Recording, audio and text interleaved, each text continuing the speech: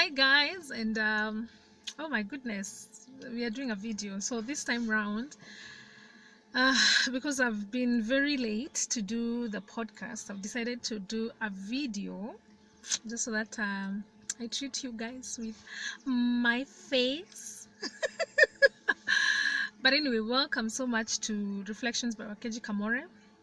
My apologies for being very late in doing this podcast, and thank you so much, Alexis, all the way from Nigeria, whoop whoop, for reminding me to do the podcast and holding me accountable. I really appreciate that. And yeah, welcome, and I hope that you guys have had a good, I think, week and a half now. It's been 2 weeks, right? It's been a week and a half since I did my last podcast, so I hope you guys have had a good time. I've had a quite an eventful 1.5 weeks, and I'll tell you all about it in a few seconds. So thank you so much for listening. Thank you so much for each and every person thank you to each and every person who's been listening to the podcast weekly. Thank you to everyone who's been just looking forward to listen and sending feedback. I really appreciate you, and I hope that with me doing a video that there will be more people listening, more people just tuning in. I will not promise to do this every week. I hope I will be able to do it, but I'm also a little bit shy, and I'm trying to work towards being not very shy. I don't know how that is going, but so we are doing this video this week, so let's take it as a a day at a time, a podcast at a podcast, a video at a video. I don't know whether that's even proper English, but you know what I mean, you guys. I'm sure you do. So the last week, sorry, I'm doing this in the car, so there's a lot of distraction, and I'm in the estate, so I'm seeing my neighbors. I wanted to say hi, and then I remember, oh my god, you are shooting a video, so focus. So the last week, the last podcast I did, I talked about how grateful to God I am for having my housemate Mary, and how that experience has been amazing. So this week what happened is that Mary got very unwell. The last week, I don't even know what week we are in. The last week Mary got very unwell, and it was such a trying time for me, and I just felt like the devil just attacked the one thing that I actually was praising God for. But I thank God that Mary is back. She's very well now.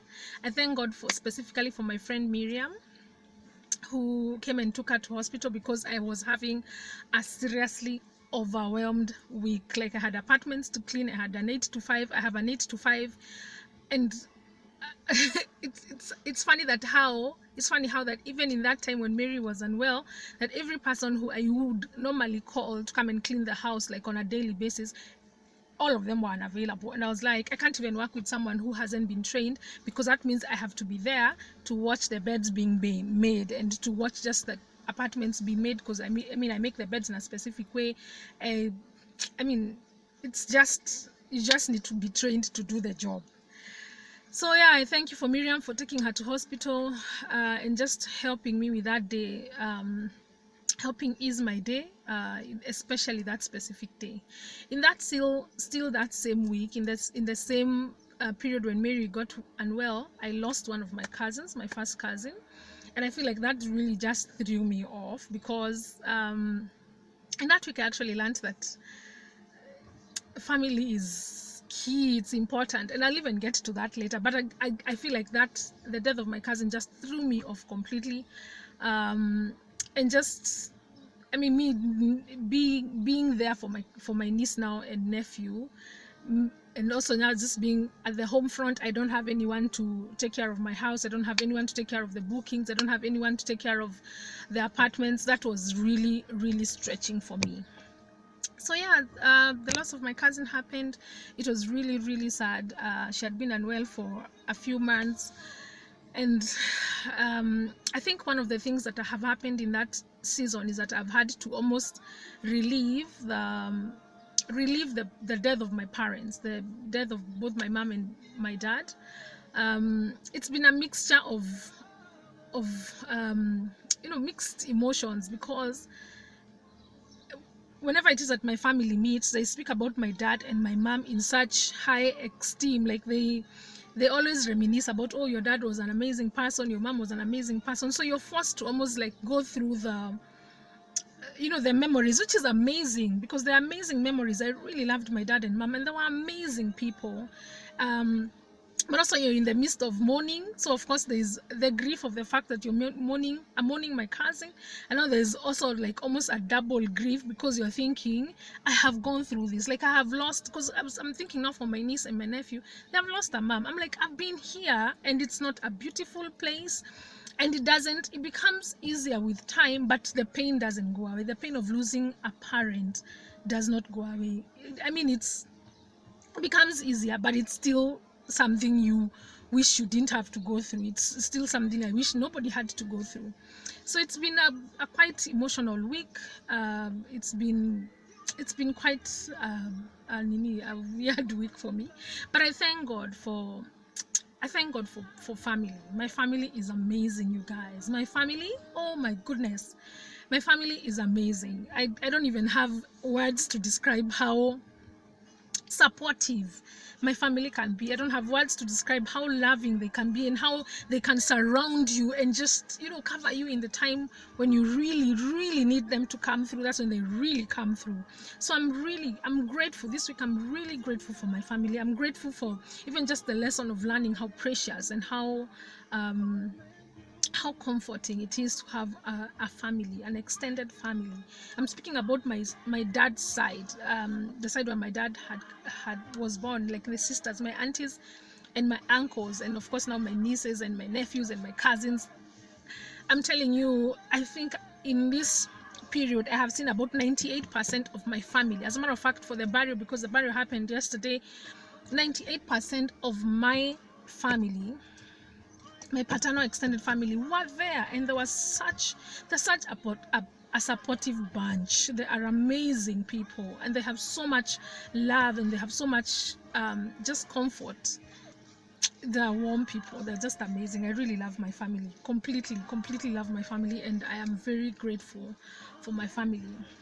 So that's the thing that I have learned in this week. That's one of the things I have learned in this week, as I have gone through all the things that I have gone through this week. One of the other things that happened to me